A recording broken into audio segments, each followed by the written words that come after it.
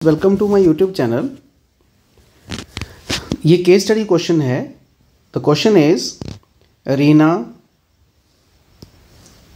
Renu, Ritu and Rinki are four friends seated on a circular table chair at points A, B, C and D respectively.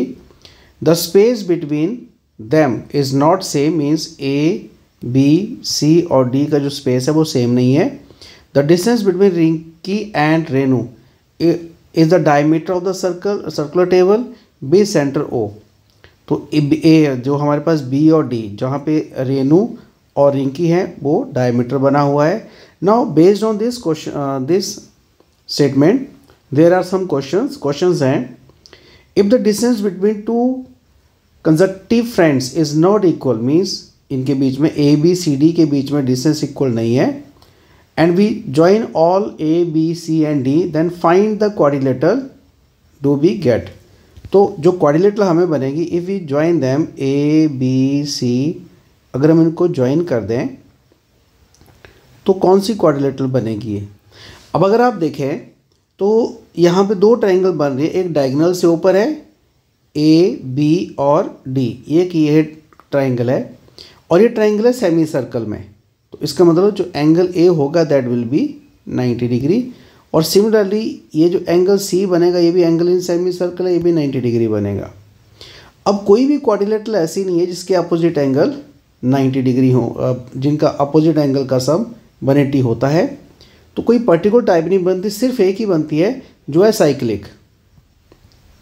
Cyclic quadrilateral ही एक type बनती है, क्योंकि ना तो ये स्क्वायर बनेगी, ना ये रोम्बस बनेगी, ना ट्रेपीजियम में हमें एडजेसेंट एंगल जो वो 90 डिग्री 180 डिग्री चाहिए, एडजेसेंट एंगल का सम 180 होना चाहिए.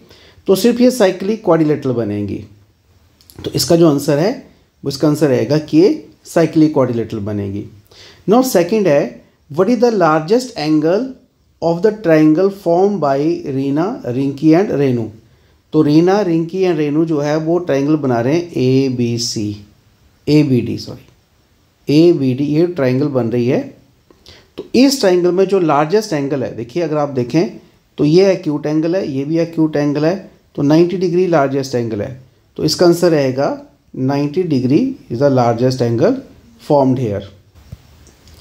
अब उसके बाद थर्ड सी पार्ट आ गया, if the distance between two consecutive friends is equal and if we join all the points where friends are seated on the chairs A B C D, what type of quadrilateral do we gate.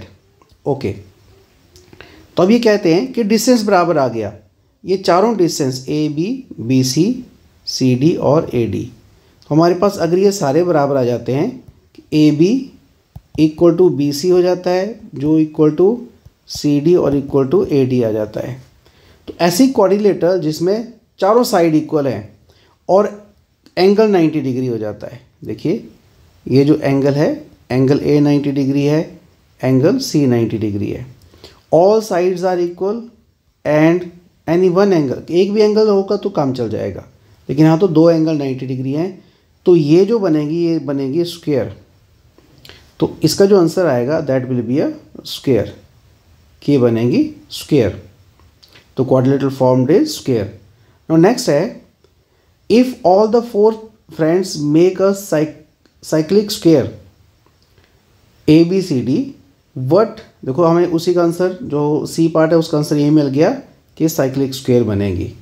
B diameter B D है, cyclic square है उसका diameter B D है, centre of the circle O आ गया, then find the measure of angle A O B. Okay, तो A O B ये बनेगा, ये एंगल.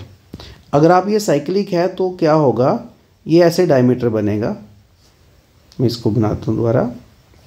साइक्लिक के केस में ये इस तरह से साइक्लिक जो अंदर बनेगी कि साइड्स अगर इक्वल हैं ए बी सी डी, और उसने बोला कि ये डायमीटर बी डी डायमीटर है.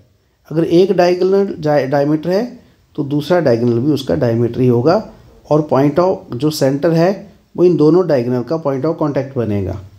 और प्रॉपर्टी है कि diagonals of square are perpendicular bisector. Perpendicular bisector means angle 90 degree हो जाएगा. तो angle angle A O B इसमें रहेगा 90, दिस एंगल भी 90 डिग्री। कंडीशन क्या है कि diagonals of square are perpendicular bisector of each other. तो ये इसके आंसर हैं। Thank you.